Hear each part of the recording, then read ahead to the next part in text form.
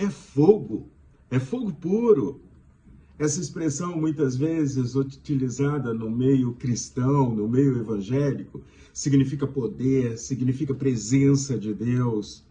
Mas eu quero te convidar a pensarmos no Deus que é fogo consumidor. E eu sou Cláudio Eduardo e estamos na Caminhada Bíblica em Ordem Cronológica 2025. Nós estamos lendo o capítulo de número 12 da Carta aos Hebreus. Essa carta que chama aqueles que eram judeus e prosélitos a se manterem firmes na caminhada do Senhor. E nos chama também, afinal de contas, a grande maioria das pessoas que vivem no mundo ocidental são cristãos ou estão dentro de um conjunto de regras, de crenças, de princípios que é da cristandade. As nossas leis vêm de fundamentos cristãos. A visão da moral, da família, está baseado no cristianismo, na visão cristã de ser de todas as coisas. E aí, então, eu estou falando com você que é cristão, falando com você, comigo mesmo também, a respeito de algo tão precioso. Os nossos heróis, a quem nós estamos querendo imitar. O capítulo 12, nos seus primeiros 3 versículos, ele começa apresentando quem deve ser o meu herói e o seu herói, para quem nós devemos olhar e quem nós devemos estar dispostos a imitar nesse mundo. Vamos ler o que diz a palavra do Senhor. Hebreus capítulo 12, verso 1 e 3 diz assim: portanto também nós, visto que temos rodeado-nos de tão grande nuvem de testemunhas, livremo-nos de todo o peso e do pecado que tão firmemente se apega a nós e corramos com perseverança a carreira que nos está proposta, olhando firmemente para o autor e consumador da fé, Jesus, o qual, em troca da alegria que lhe estava proposta, suportou a cruz sem se importar com a vergonha e agora está sentado à direita do trono de Deus. Portanto, pensem naquele que suportou tamanha oposição dos pecadores contra si mesmo, para que vocês não se cansem nem desanimem.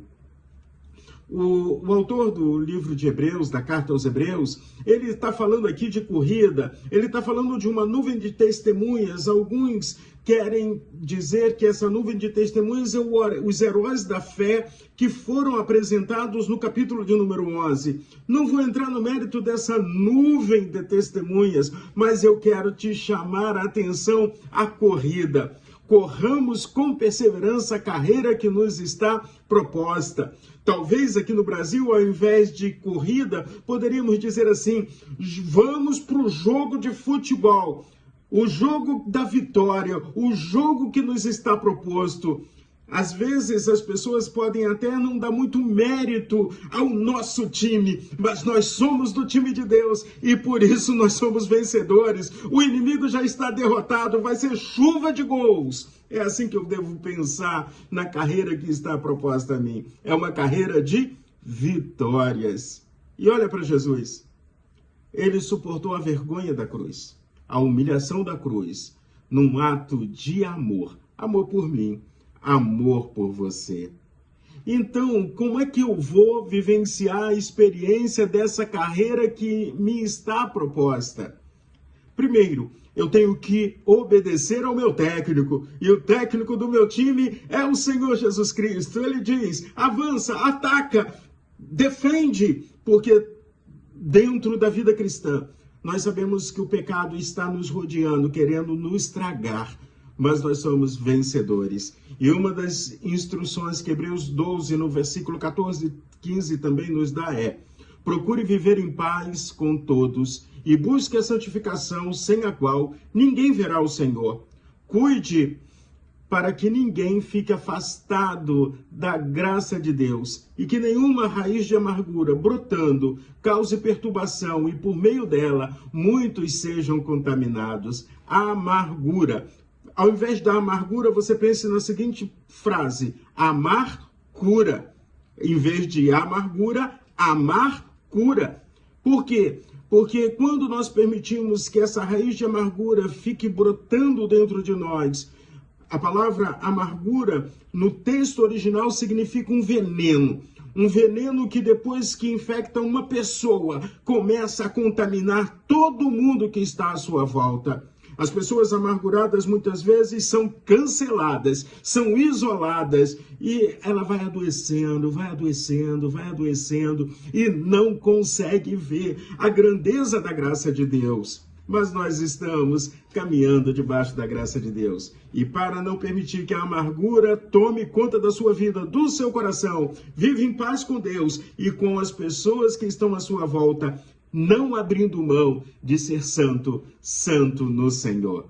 E aí, finalizando esse capítulo, nos versículos 28 e 29, nós somos chamados a entendermos quem somos nós nessa terra. Nós somos filhos de Deus, nós somos filhos do Rei dos Reis, nós vivemos num reino inabalável. Mas vamos ler os versículos 28 e 29 de Hebreus 12, diz assim: por isso, recebemos nós um reino inabalável. Retenhamos a graça pela qual sirvamos a Deus de modo agradável, com referência e temor, porque o nosso Deus é fogo consumidor. E quando eu penso no fogo, eu penso que o fogo serve para purificar. Eu penso que também o fogo serve como juízo, para acabar, queimar, destruir. Eu prefiro o fogo purificador do meu Senhor na minha vida. E você? Qual é as suas escolhas? Como é que você tem feito as suas escolhas? Lembremos, nós estamos com nossos olhos fitos em Jesus. Não só o Jesus que está pendurado na cruz, mas aquele Jesus que viveu entre nós e cuidou de pessoas. Não vou permitir que nenhuma raiz de amargura nasça no meu coração e brote. Eu estou arrancando tudo isso. E ao mesmo tempo, eu sirvo a um reino inabalável, ao reino do meu Senhor Jesus Cristo, o Rei dos Reis. E estou debaixo da graça do meu Deus, que é fogo consumidor. Que Deus abençoe a sua vida. E se essa mensagem te abençoou, compartilhe com outras pessoas. Vamos juntos espalhar a graça de Deus, a palavra do Senhor. Deus te abençoe.